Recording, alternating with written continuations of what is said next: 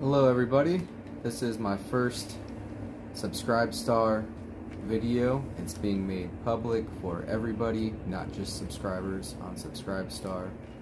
So thank you guys for joining, and we'll get right to it. So here we see an interview with Dwayne Johnson. You can guess what network this is, and claims that he's keeping the door open for a future presidential run. Let's take a look. Moved by that. I mean, truly it sat me down. Going into the midterms, I have heard now from both sides of the aisle, the most influential people in politics asking if I would run, hoping that I would run. And again, it's so moving, man, and surreal. I don't know anything about politics, and I will say that I absolutely, I'm a patriot, and I love our country, and I love everybody in it, regardless of color or culture. Absolutely, I'm a patriot. I will say that I absolutely, I'm a patriot, and I love our country, and I love everybody in it, regardless of color or culture.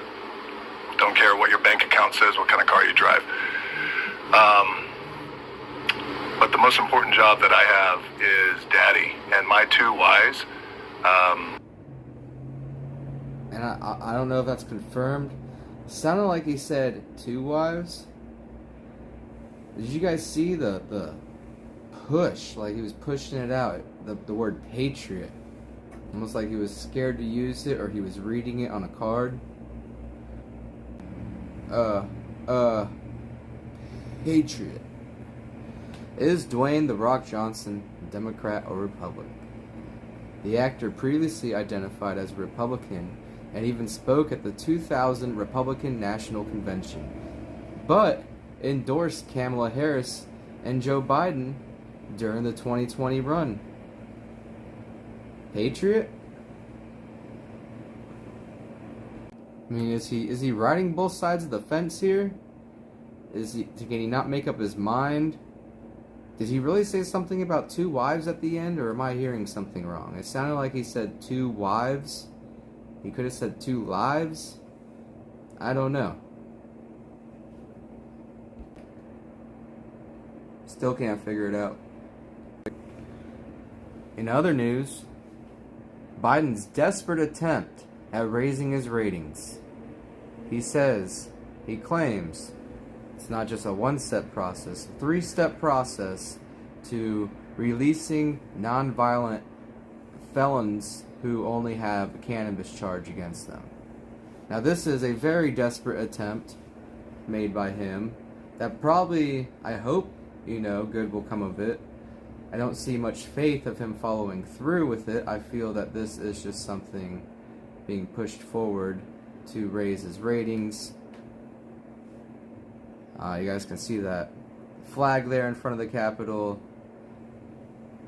Pretty close to what Biden stands for. But here's what's important. What about the fentanyl? We're getting really worried about. I mean, we should release these prisoners of war, the way I see it, some of them, but what about the fentanyl? What about people dying every day? Why is this not being talked about non-stop? That we need to shut down the fentanyl. Now guys, think about it. Where does the fentanyl come from? Do we buy it from pharmacies here? No, I think I know where majority of the fentanyl is coming from. Why don't we talk about the fentanyl that's killing the kids, the adults? It don't matter if you're white, black, Asian. It does not discriminate. Let's talk about fentanyl, Biden. Alright guys, I like to end stuff off on a positive note, so take a look at this. Descendant of the North American slave trade. Both my parents are black, all 4 of my grandparents are black, all 8 of my great-great-grandparents, all 16 of my great-greats. On my mother's side, my ancestors were enslaved in Alabama. On my father's side, we were enslaved in Texas. I am not oppressed. I'm not oppressed, and I'm not a victim. nor a victim. I travel all across this country of ours, and I check into hotels, and I fly commercially, and I walk into retail establishments, and I order food in restaurants. I go wherever I want, whenever I want. I am treated with kindness, dignity, and respect, literally from coast to coast. I have 3 children. They are not oppressed either, although they are victims. I've taught my children they are victims of 3 things: their own ignorance, their own laziness, and their own poor decision making. That is all. My children, we are not victims of America. We are not victims of some unseen 190-year-old force that kind of floats around in the ether. Putting critical race theory into our classrooms is taking our nation in the wrong direction. Racism in America would by and large be dead today if it were not for certain people and institutions keeping it on life support. And sadly, very sadly, one of those institutions is the American education system. I can think of nothing more damaging to a society than to tell a baby born today that she has grievances against another baby born today simply because of what their ancestors may have done 2 centuries ago. There is simply no point in doing that to our children, and putting critical race theory into our classrooms in part does that.